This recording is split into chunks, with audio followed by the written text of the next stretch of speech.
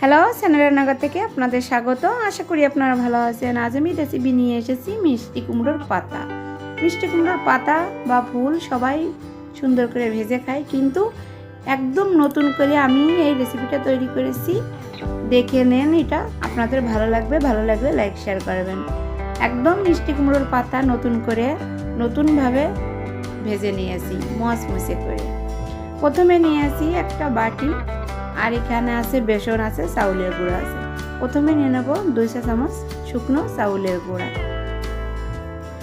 আর এখন নিয়ে নেব বেসন 2 চা চামচ বেসন নিয়ে নেব একসঙ্গে।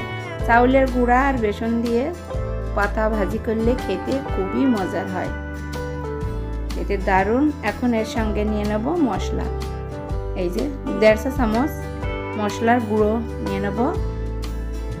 এই গুঁড়োই গোটা মশলার গুঁড়ো করা, আর এখানে আছে স্বাদ মতন লবণ, আর এখানে আছে কালার করার জন্য 1/2 চা চামচ হলুদ, আর এখানে আছে আদা বাটা। আমি আদাটা বেটে নিয়েছি কাঁচামরিচ বাটার পরে, এই জন্য একটু কালো কালো দেখা যাচ্ছে। আর এখানে আছে কাঁচামরিচ বাটা। আদা আর কাঁচামরিচটা বেটে নিয়েছি, আর গুঁড়ো মশলা দিয়েছি এর সঙ্গে। এখন এর সঙ্গে দিয়ে দেবো জল, নর্মাল জল দিলেই হবে, কোনো গরম করা লাগবে না। এখন জলটা দিয়ে সুন্দর করে ব্যাটারটা গুলিয়ে নিতে হবে।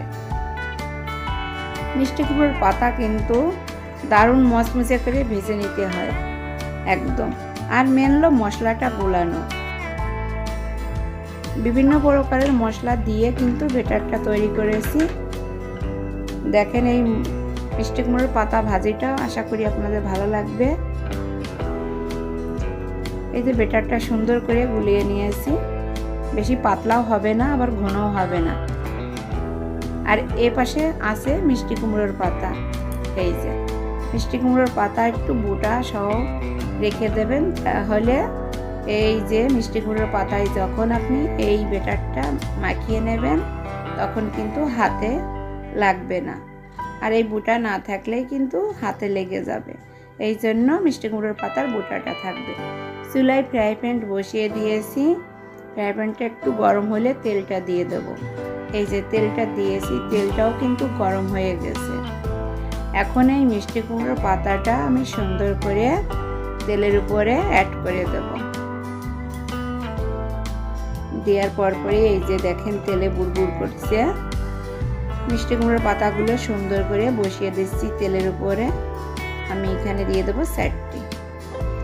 এখন ফ্রাই প্যানটা যে ভেজে নিচ্ছি, ফ্রাই প্যানটা কিন্তু ধীরে ধীরে জাল করলে কিন্তু মচমচে কম হয়। একটু জোরে তাপ দিয়ে জাল করতে হবে, তাহলে মিষ্টি কুমড়োর পাতাটা বেশি মুচমুচে হবে। সবসময় খেয়াল রাখবেন, ফ্রাই প্যানটা কিন্তু হালকা জালে মুচমুচে হয় না, একটু জোরে জাল করলেই মুচমুচে হবে।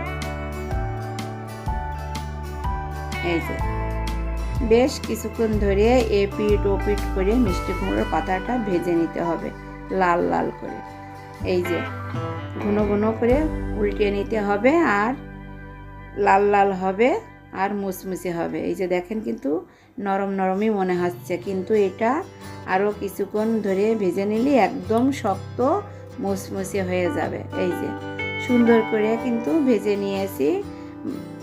পাতা ভেজিটা কিন্তু হয়েও গেছে, আমি তুলে নেব। এভাবেই আপনারা মিষ্টি কুমড়োর পাতা মশলা দিয়ে ভেজে খেয়ে দেখবেন, দারুণ লাগবে। এখন আমি ওই তেলে আরও কয়েকটি মিষ্টি কুমড়োর পাতা দিয়ে দেব।